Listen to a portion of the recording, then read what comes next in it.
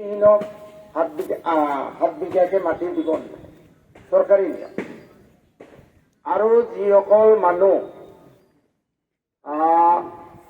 আপোনাৰ শদিয়াৰ পৰা ধুবুৰীলৈ ব্ৰহ্মপুত্ৰ নদী নিয়ন্ত্ৰণ কৰিব নাই, যিসকল মানুহ ভূমিহীন তেওঁলোকক মাটি দিব নাই। আৰু দয়ানাথ শৰ্মাক আপোনালোকে শ্বহীদ কওক, মোৰ আপত্তি নাই, দেৱতা কওক, মোৰ আপত্তি নাই। কিন্তু নেলি চাউল খোৱা বাঁছবাৰী, গহপুৰ, নৰসিংবাৰী, বিটিয়েডি আদি যিসকল নিৰী মানুহক হত্যা তেওঁলোকে কৰিলে, সেই মানুহবোৰক শিখসকলৰ দৰে 10 লাখ টকা দিব নাই, চৰৰ মাটিৰ পাট্টা দিব নাই, অবৈধ উচ্ছেদ বন্ধ কৰিব নাই। আপোনালোকে অসমত 15,000 ৱাকফ সম্পত্তি আছে, তাৰে 10টা সম্পত্তি উদ্ধাৰ কৰিব নাই, কমচে কম 10টা সম্পত্তি। এইকেইটা প্ৰশ্ন সদায় কৰি আহিছো, আপোনালোকেও শুনে। আজিলৈ তেওঁলোকে একো উত্তৰ দিব নোৱাৰিলে, মোক ছাছপেণ্ড কৰিয়ে থৈ দিছে। বহুতে ভাবি আছে যে মই ইউডিএফ দলত গলো নেকি, নাই যোৱা। ইউডিএফ দলত যামনে নাই তাৰো কোনো নিশ্চয়তা নাই, নাযাবও পাৰো। যদি কংগ্ৰেছ দলে 26ৰ নিৰ্বাচনৰ আগলৈকে এই 2 বছৰ ভিতৰতো যদি এই কথাকেইটা নিশ্চয় কৰে, মানে তেওঁলোকে মানি লয় বা নলয়, এইটো যদি স্পষ্ট কৰে, যদি কয় যে হয় এইবোৰ ঠিকে আছে, এই দাবীবোৰ আমাৰ চৰকাৰ যেতিয়াই আহক আমি কৰিম, তেতিয়াহ'লে মই কংগ্ৰেছত থাকিম। ইউডিএফ অন্য দলত যোৱাৰ কোনো প্ৰশ্নই নাই। বুজি পাইছেনে কথাটো? মই কংগ্ৰেছত থাকিম। আৰু যদিহে তেওঁলোকে এই কথাকেইটা মানি নলয়, তেতিয়াহ'লে কংগ্ৰেছ দল ত্যাগ কৰিম। কংগ্ৰেছ দল ত্যাগ কৰিম আৰু কংগ্ৰেছ দল ত্যাগ কৰি ৰাইজৰ লগত আলোচনা কৰি ৰাজনৈতিকভাৱে কি সিদ্ধান্ত ল'ব লাগে ল'ম। অকল যে ইউডিএফ বুলি দল আছে এইটো নহয়।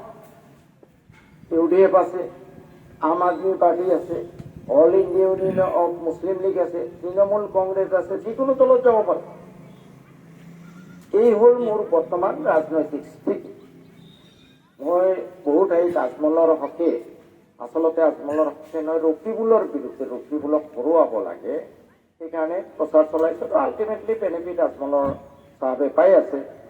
গতিকে বহুতে ভাবিছে যে 4 বছৰ ইউডিএফত জইন কৰিলে, বহুতে চিন্তা কৰে ছাৰক টিকেট দিব নাই।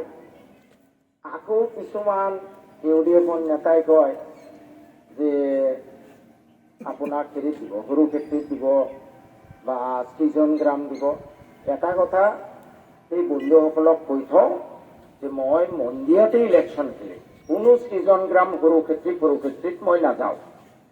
হাৰা দেখুওৱা ৰাইজৰ ওপৰত, আল্লাহ তাল্লাৰ ৰহমতৰ ওপৰত, হয় না নাই? হ'ব আই উইল কণ্টেষ্ট ইন মন্দিয়া। মন্দিয়াৰ বাদে 1 খোজ মই ইফালে ইফাল নাযাওঁ। তই কি হয় হ'ব, দেখা যাব। কোনো দলৰ ওচৰত মই নিজা বহা নাই, কোনো দলৰ মই গোলাম নহয়। আচল হ'ল ৰাইজ, হয়নে নহয় কথা? আজি ৰকিবুলতে কৈ আছে যে তুমি যে কংগ্ৰেছৰ বিৰুদ্ধে কৈ আছা, তুমি আগতে ৰিজাইন দি নোলোৱা কেলে ৰিজাইন দিম? মোৰ বাঘবোৰৰ 3 লাখ মানুহে যিদিনা ক'ব সেইদিনা ৰিজাইন দিম, তাৰ আগত ৰিজাইন নিদিওঁ। তোমালোকৰ টিকেটটো কি ঘোঁৰাৰ টিম হয়? টিকেটটো লাখ মানুহক দিয়া জিকে নেকি? মই ৰকিবুলক আজি ইয়াৰ পৰা প্ৰশ্ন কৰিছো যে don't try to tell me that I should resign. মোক ৰিজাইন কৰিবলৈ ক'বলৈ দুঃসাহস কৰি মোৰ বাঘবোৰৰ 3 লাখ মানুহক অপমান নকৰিব। মোক ৰিজাইন দিবলৈ কোৱা মানে মোৰ বাঘবোৰৰ 3 লাখ মানুহক অপমান কৰা। আপোনালোকে বিচাৰেনে মই ৰিজাইন দিম? আপোনালোকে কওক, ৰিজাইন দিব নালাগে যদি হাত উঠক। নালাগে, ইয়েছ, ৰকিবুলে চাওক, বাঘবৰ সমষ্টিৰ ৰাইজক আপুনি অপমান কৰিবলৈ দুঃসাহস নকৰিব। বাঘবৰৰ ৰাইজে মোক MLA বনাইছে। আপোনালোকে কুকুৰৰ ডিঙিত টিকেটটো বান্ধি দিলে MLA হ'বনে? যোৱা ইলেকশ্যনত 100টা দিছিলে, কেইটা জিকিলে? 30টা জিকিলে। গতিকে এই ধৰণৰ কথা কৈ বাঘবৰৰ ৰকিবুল হুছেইনক আজিও মই প্ৰত্যাহ্বান জনাইছো যে আপুনি মোক ৰিজাইন দিব কৈ বাঘবৰৰ মানুহক অপমান নকৰিব আৰু আপোনালোকৰ টিকেট কুকুৰৰ ডিঙিত বান্ধি দিলেই এইজন MLA হ'ব বুলি নাভাবিব। নাম্বাৰ 1। নাম্বাৰ 2, যিসকলে কৈ থাকে আপুনি সৰু ক্ষেত্ৰত খেলিব, সৃজন গ্ৰাম খেলিব, অমুকত খেলিব, তমুকত খেলিব, তেওঁলোকক মই কৈ দিওঁ, মই মন দিয়াৰ পৰা খেলিম, মন দিয়াৰ পৰা ইনশাল্লাহ খেলিম। আপোনালোকে বিচাৰে নাই মন দিয়াৰ পৰা খেলা? মন দিয়াৰ পৰা ইলেকশ্যন খেলিম। কোন দলৰ পৰা খেলিম এইটো মই সিদ্ধান্ত ল'ম সময়ত। কোনো দলৰ ওচৰত মই নিকা হোৱা নাই।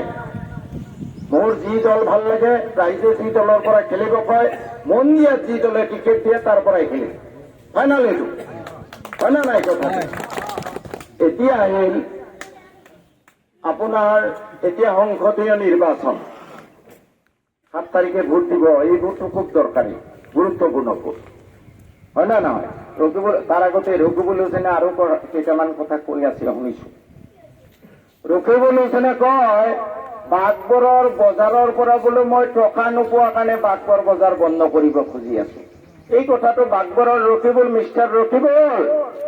মিষ্টাৰ ৰকিবুল হুছেইন, তোমাৰ দৰে ঘুষখোৰ নেতা বুলি মোক নাভাবিবা। এই ৰাইজ বাঘবৰত মই চিঞৰি চিঞৰি কৈ আছো, কোনোবাই আছিলে কব নোৱাৰে মই 1 লাখ পইচা ঘুষ খাইছো।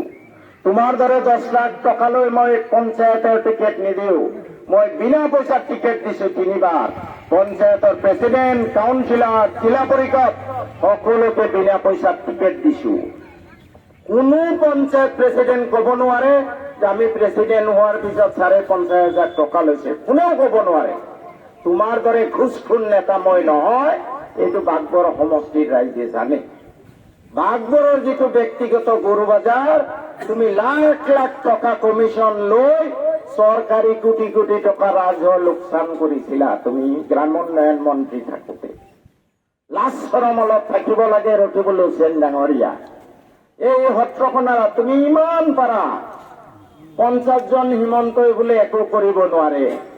আরে মর্দপুলা এই 14 সনে নরসিংবাড়িতে মানুষ মরল, তুমি কখনে লুকাইছিলে কোন পশু বনে? এটা উত্তর দাও। তুমি এত মর্দপুলা, তুমি এই 50 জন হিমন্ত বলে তোমার কিছু করতে